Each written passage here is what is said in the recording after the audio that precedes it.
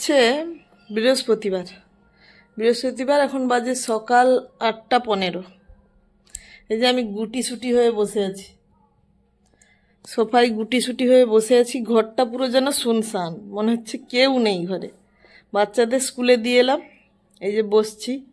শাশুড়ি মা গেছে পুজোয়, আর শ্বশুরমশাই গেছে বাজারে, আর ঘরে কেউ নেই।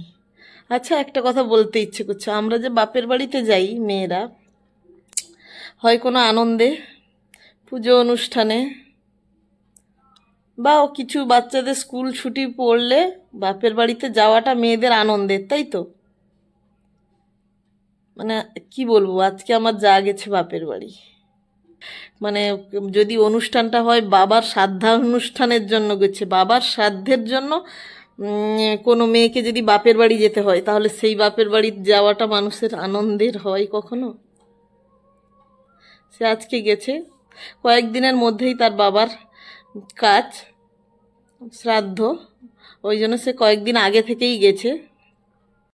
মানে আরও শুনশান কেন লাগছে, তবুও ছোটে থাকে যে যার ছেলে, ও যে থাকে, ওর সাথে আমার সারাদিন ঝগড়া চলে। ওই যে বাচ্চাদের স্কুলে দিয়ে এলে আমি তার সাথেই বকবক করতে থাকি, দুজনের সারাক্ষণ ঝগড়া চলে। সেও নেই।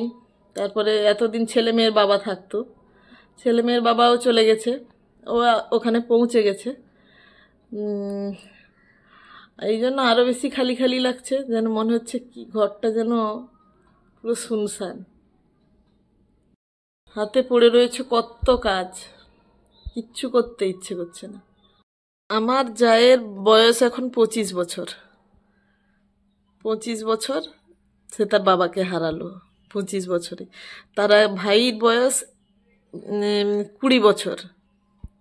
তার ভাইয়ের বয়স 20 বছর, সে তার 20 বছর বয়সে বাবাকে হারালো। আর আমার জায়ের বয়স 25 বছর। এই বাড়িতে থেকে আমি আমার এত অনুভূতির কথা বলছি, আর ওর তাহলে কি চলছে? তাদের ছোট্ট ফ্যামিলি ছিল, ধরুন তার বাবা, ভাই, মা, আর মিতা মানে আমার যা, তার তো বিয়ে হয়ে গেছে। আর তাদের সোর্স অফ ইনকাম কিন্তু তার বাবাই ছিল।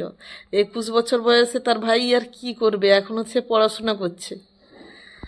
জানি না তাদের কিভাবে কি চলবে দিনকাল, কিচ্ছু জানি না।